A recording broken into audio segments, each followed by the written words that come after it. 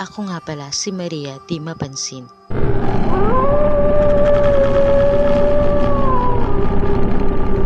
Horror Night Horror Stories.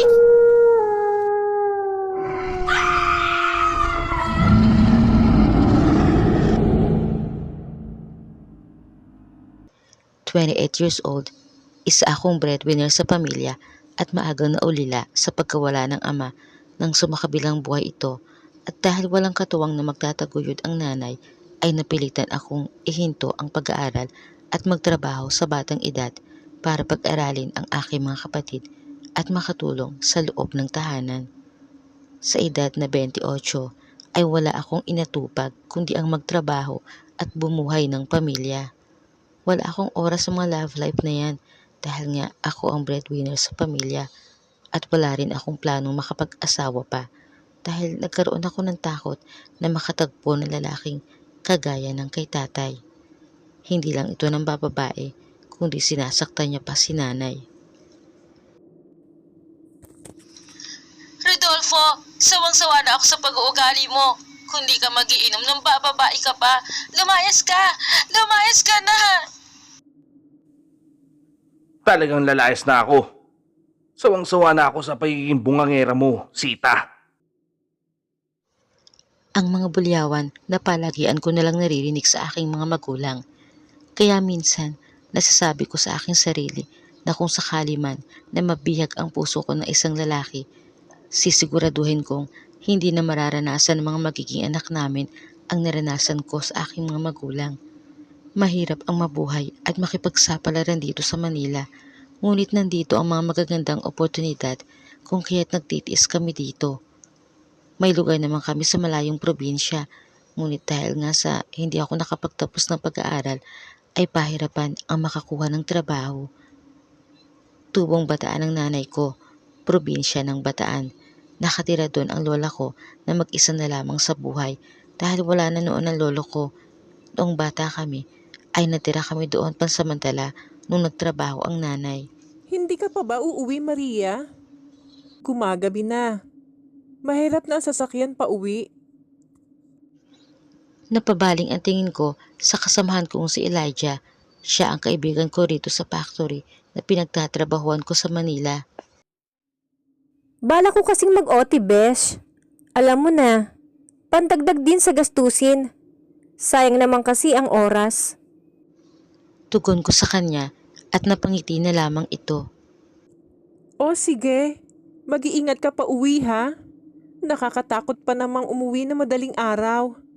Kung di buhay ang papatay sa'yo, ay baka aswang. Pananakot niya kaya ako natawa.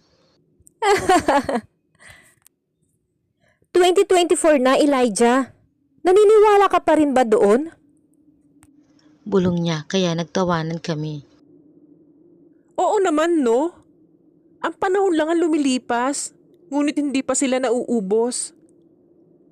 Maaaring kapitbahay lang natin sila na nangaaswang ng asawa sa gabi. Mayroon pa bang aswang sa panahon ngayon? Tingin ko, wala na dito noon. Sa Manila. Siguro sa mga liblib na probinsya ay marami pa. Dahil sa sinabi ko ay napaisip ako. Natandaan ko tuloy noon na nasa probinsya kami ng Bataan kung saan ay wala pang gaanong may kakayahan na magpakabit ng kuryente, lalo na sa mga liblib na lugar at malayo sa bayan. Tanging gasera sa gabi at malamig na kubong bahay lamang kapag sasapit ng alas 6 ay kailangan nakauwi na kami galing sa eskwelahan o laruan dahil laging pinapanakot ni Lola ang aswang. Kinukwentuhan niya kami tuwing gabi, kaya naman halos maganda ihi kami dahil sa takot. Kahit nga kapag uutusan kami para bumili sa malapit na tindahan ay nagtuturoan pa kami dahil sa kwentong kababalaghan ni Lola. Kinikwento niya ang nakaraan niyang buhay noong bata pa lamang sila na uso ang mga nawawalang bata noon at natatagpuan na wala ng buhay at ang hinalang aswang ang may gawa. Wala tuloy naglalakas loob sa amin na maglaro kahit sa tapat ng bahay. Kahit ang mga kapitbahay namin at mga kalaro, kahit magkakatabing bahay lang naman kami, ay hindi na kami nakakalabas dahil nga sa takot. At ang dagdag na kwento pa ni nanay na noong ipinagbubuntis niya ako noon ay namiligro ako sa sinapupunan niya matapos siyang duguin dahil galing siya sa karatig bayan at inabot ng pagdilim sa liblib na daan. At nung malapit na daw niya akong isilang ay may matandang humawak sa kanyang tiyan para batiin na kabuwanan na nito. Sige, Ineng. Iri pa. Malapit na. Ineng! Ayan! Nakikita ko na ang ulo. Ang namamawis ng manghihilot na sabi sa aking ina. Mukhang hindi ko na kaya. Ang sakit. Kaya mo yan, Ineng. Sabayan mo ng dasal. O sige. Isa pang mahabang ire.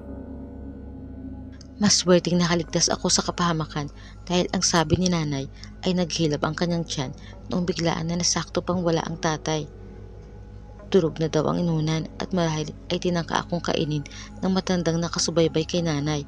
Ang mahigpit na bilin pa ng lola na kapag nagbuntis ang babae ay wag na wag nitong ipapahawak sa iba, lalong-lalo na sa mga hindi nito kilala dahil baka ibang nilalang iyon na may masamang balak sa ipinagbubuntis natin.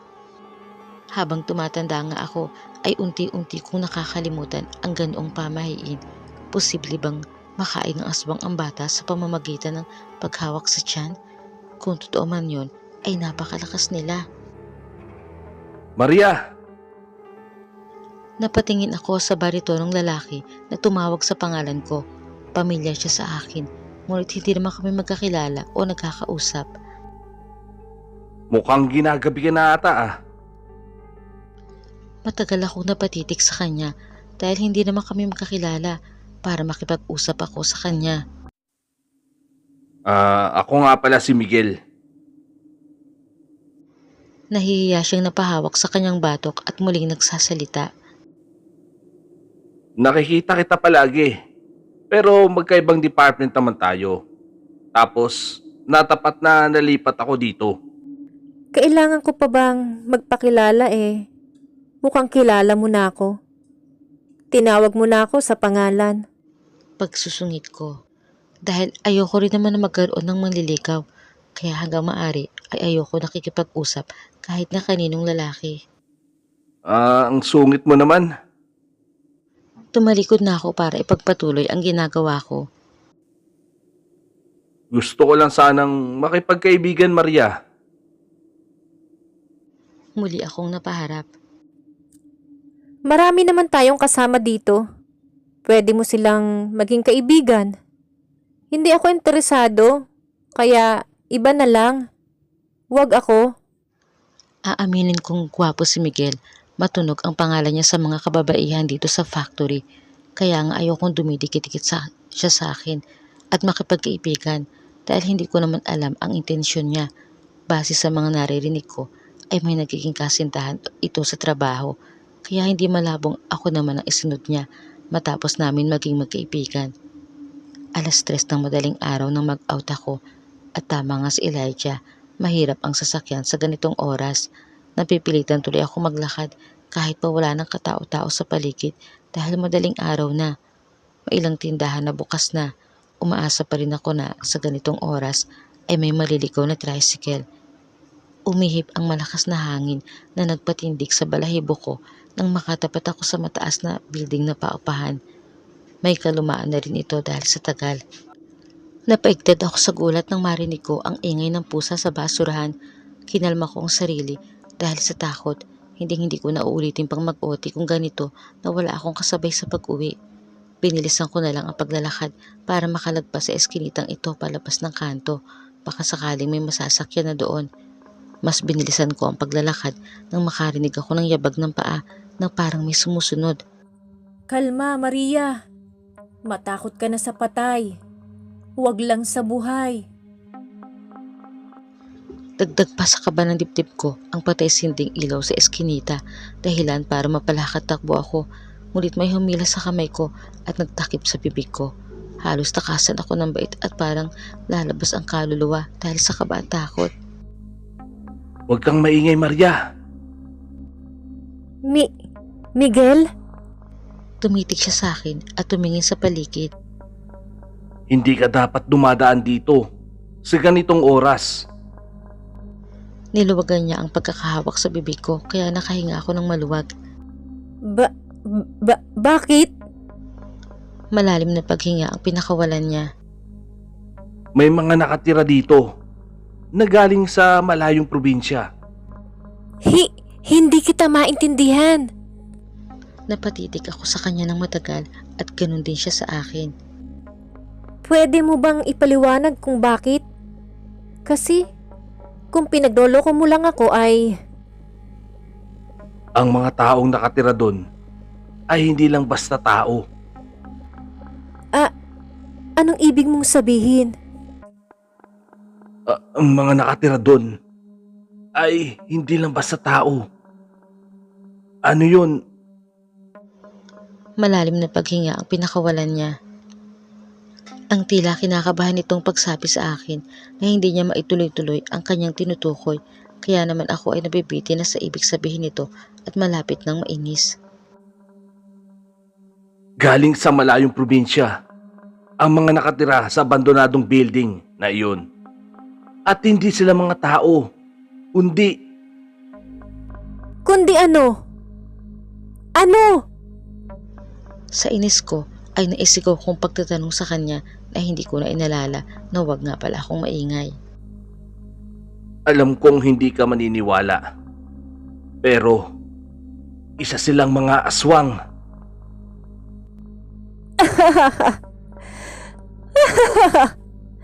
Talaga ba? Natawa ako ng malakas dahil sa kanyang sinabi, kaya ng sinabi ko kay Elijah ay 2024 na, Miguel. Nagpapaniwala ka pa din ba doon? hindi makapaniwala kong tanong habang natatawa. Maria, hindi nauubos ang lahi ng mga aswang. Halos pasigaw na rin itong pagpapaliwanag sa akin. Natigilan ako sa pagtawa nang mapalakas ang kanyang boses.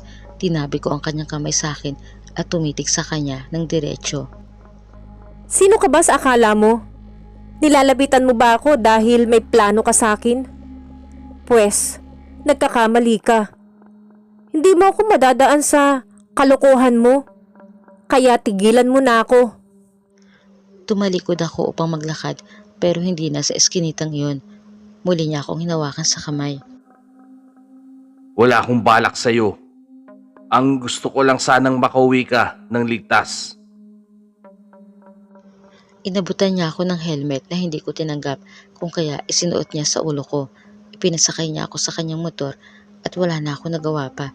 Hindi porket pumayag akong ihatid niya ay close na kami. Naihatid niya ako sa bahay at hindi ako nag-abalang magpasalamat sa kanya. Ang kapalaran na magkagusto sa isang lalaki ay hindi maiiwasan dahil sa mga pinapakita ni Miguel sa akin kung kaya't hindi ko napigilan ang pusong mahulog sa binata. Totoo ba yung naririnig ko? Na ginagawa mo lang akong panakipbutas, Miguel? Hindi, Maria. Huwag kang magpapaniwala sa kanila. Mahal na mahal kita. Kung mahal mo ako, Miguel, panagutan mo ang batang ipinagbubuntis ko. Matapang kong tanong sa kanya matapos kong marinig ang kumakalat na chismis sa buong factory. Buntis ka, Maria? Magkahalong gulat ang kanyang tinugon sa akin kaya napatango ako. Mabilis niya ako niyakap at hinalikan. Pangako, hindi ako magbibigay sa iyo ng trauma. Gaya ng ginawa sa iyo ng tatay mo. Maria, pangako. Napangiti ako sa kanyang sinabi at naniniwala akong mabuting tao si Miguel. Hindi natanggap na nanay ang pagbubuntis ko kung kaya't pinalayas niya ako. Total ay tapos naman na ang tungkulin ko sa pamilya. Graduated na ang kolehiyo ang kapatid ko. At hindi ako tanggap ng pamilya ni Miguel kung kaya't napunta kami sa malayong probinsya sa Palawan nang umuwi si Miguel sa kanyang tiyuhin. Nagpasa din kami ng leave at doon na balak manirahan. Malayo din sa bayan ngunit hindi naman ganoon kaliblib. Doon kami nag-umpisa ni Miguel bilang mag-asawa. May bahay ang kanyang tito doon na kami ang nagbabantay at doon ko nakilala si Yuri. Naging mabuti siya sa akin dahil magkapit bahay lamang kami. Magaan ang loob ko sa kanya kaya naman palagi ako sa bahay nila para makipagkwentuhan at minsan naman ay nandoon siya sa bahay. Nakahanap na ng trabaho si Miguel dito sa Palawan, kaya nanatili na lamang ako sa bahay para sa ipinagbubuntis ko. Bakit wala ka pang nobyo, Yuri? Napangiti siya at napatitig sa akin. May iniintay kasi ako, Maria. Sino? Ang lalaking minsan kong iniibig. Ang kaso nga lang ay mayroon na itong asawa. Marami namang iba dyan, Yuri. Hay, hindi ganun kadali yun. Lalo na't siya yung unang itinitibok ng puso ko. Bulong niya kaya natawa na lamang ako. Bumukas ang pinto at iniluwa noon si Miguel na mukhang pagod sa trabaho. Napadilat ang kanyang mga mata nang makita si Yuri at napabaling sa akin upang higitin ako sa braso. Hindi ka dapat nagpapapasok ng ibang tao sa bahay, Maria. Pero kaibigan ko si Yuri. Umalis ka na! Umalingaw-ngaw ang kanyang sigaw kay Yuri na napatitig sa kanya bago tumayo para lumisan ng bahay. May sinabi pa si Yuri, ngunit hindi ko maintindihan at dahil sa ginawa ni Miguel ay nagkaroon kami ng pag-aaway at hindi nagpansinan ng ilang araw hanggang siya na mismo ang nakipag-ayos sa akin sa takot na ma-stress din ang batang ipinagbubuntis ko. Nangako siya sa akin hindi niya nauulitin yon. Ang maging bastos kay Yuri kung kaya't bilang pakikipag-ayos ay inaya ko siya sa bahay ni Yuri upang maghapunan. Nakangiting binuksan ni Yuri ang pinto ng kanyang bahay upang papasukin kami. Halos hindi maipanta ang mukha ni Miguel nang pumasok kami, ngunit dahil sa pakiusap ko ay inayos niya ang kanyang kilos. Matapos namin kumain sa bahay nila Yuri ay bigla na lamang sumama ang pakiramdam ni Miguel. Nagsusuka ito at mukhang hindi natunawan. Sa katakawan niya siguro dahil nagustuhan niya ang papaitan na luto ni Yuri. Sabi ko na nga ba, bigla ako tuloy na miss si Elijah. Napapadalas na ang pagdalaw ni Yuri sa bahay at mukhang okay na rin kay Miguel na dumalaw ito at kung minsan pa nga ay kami ang pumapasyal sa kanila. Lumalaki ang tiyan ko at masaya sa buhay na pinili ko, ngunit isang araw ay... May babae ka ba? Miguel? Nauutal kong tanong sa kanya matapos ng isang linggo namin na pag-aaway. Huwag mo nga akong pag-isipan, Maria. Napapagod na ako sa trabaho, ha. Tapos, pagbibintangan mo lang ako? Mabilis na nangilit ang luha ko dahil sa pagtataas niya ng boses. Hindi naman kasi siya ganyan. Mas napapadalas na kasi ang pag-iinit ng ulo niya. Mas tumatagal at palaki ng palaki ang tiyan ko ay nagiging mas malala si Miguel. Lagi na lamang kami nag-aaway. At kapag Mapaparami na naman ang kinain ko dahil sa luto mo, Yuri. Kung pwede lang ay dito na kami palaging kumain. napatingin ako kay Miguel na abot langit ang ngiti at ganoon din si Yuri. Kumain ka lang ng kumain. Hanggat gusto mo, Miguel. Nawalan tuloy ako ng gana dahil kakaiba na ang pakiramdam ko sa kanilang dalawa. Pag uwi namin ay Kapag sa akin, palagi kang galit, Miguel. Pero kapag kay Yuri, ang saya-saya mo. Halos ayaw mo nang kainin ang niluluto ko. Hindi ko nakasalanan na matabang ang luto mo, Maria. Isa pa ay, ikaw ang may gusto ng ganito, hindi ba? Kaya huwag kang magreklamo. Matutulog na ako. Pagod ako.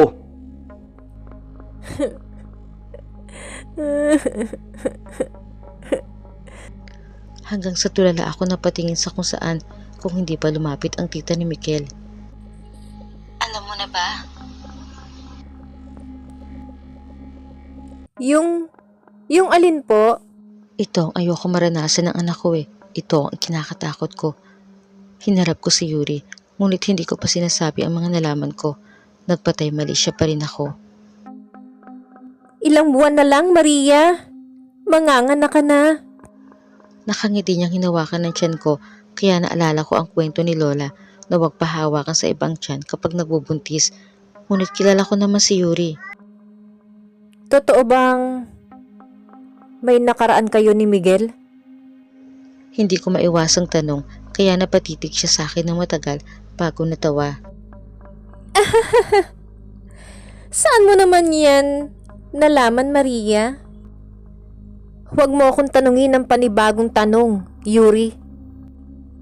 Ngayon ba ay nagkaroon ulit kayo ng relasyon ni Miguel? Napapaluha akong tanong kaya natawa siya ng matagal bago mapatitig sa akin. Oo, may relasyon kami. At salamat sa iyo, Maria, ha? At bumalik siya sa akin. Nanginginig akong inabahan siya ng sampal ngunit hindi ko nagawa. Itinuring kitang kaibigan, Yuri. Pero, ganito ang ginawa mo.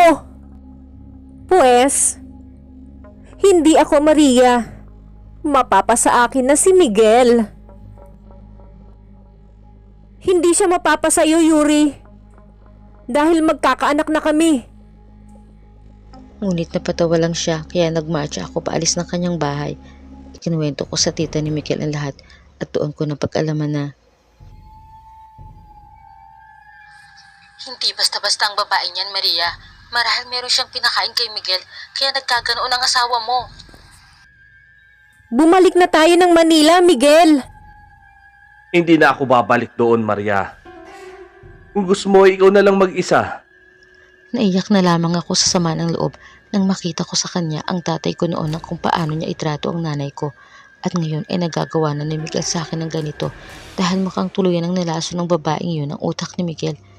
Hinakot ko ang mga gamit ko pa uwi, ngunit biglang sumakit ng tiyan ko at naghilab.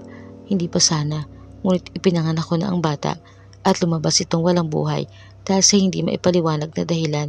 Ang sabi ng mga doktor ay wala ng puso ang bata bago pa ito lumabas sa akin. Grabe ang iniyak at pagdurusa ko ng mga oras na yon at doon ko naisip ang sinabi ni Lola na huwag ipapahawak ang tiyan sa taong hindi kilala. Oo nga kilala ko si Yuri, ngunit isa siyang aswang na lumasong sa utak ni Miguel at pumatay sa anak namin. Doon na lamang nagising si Miguel nang mawala ang anak namin. Tila nawalan ako ng gana dahil sa nangyari at tuluyan na nakipaghiwalay nang malaman kong totoong may relasyon sila ni Yuri. At iwan siya sa Palawan dahil nakapagdesisyon na bumalik na Maynila. Wasak na wasak ang puso kong bumalik sa piling ni nanay. Hindi ko pa rin matanggap na nawala na ang anak ko dahil kay Yuri. Alam kong siya ang kumitil sa buhay ng anak ko at sana maging masaya sila ni Miguel dahil natupad na ang pangarap niyang mabawi si Miguel. At wala na akong plano kailanman na bawiin si Miguel sa kanya. Tama na ang isang pagkakamaling hindi na mauulit.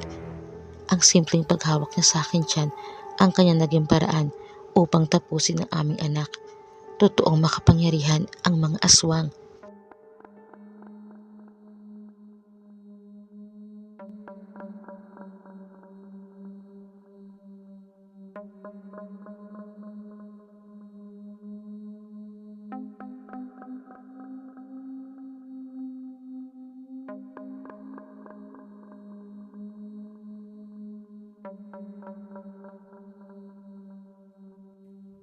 Mga kapulmons, muli po ay inyong napakinggan ang aming magandang drama horror stories na ninarrate ng ating magaling na narrator na si Geraldine Monson ng Geraldine's Diary. Suportahan niyo po ang kanyang FB page at ang ating magaling na manululat na si MC Wrights. Suportahan niyo rin ang kanyang FB page. Magaganda po ang kanilang mga kwento. At sa muli po ay kami inyong suportahan sa amin pa pong mga magagandang istorya na isinusulat ng ating mga magagaling ng Pulmons Warriors sa ating FB page. Maraming salamat po. Hanggang sa muli po nating istorya.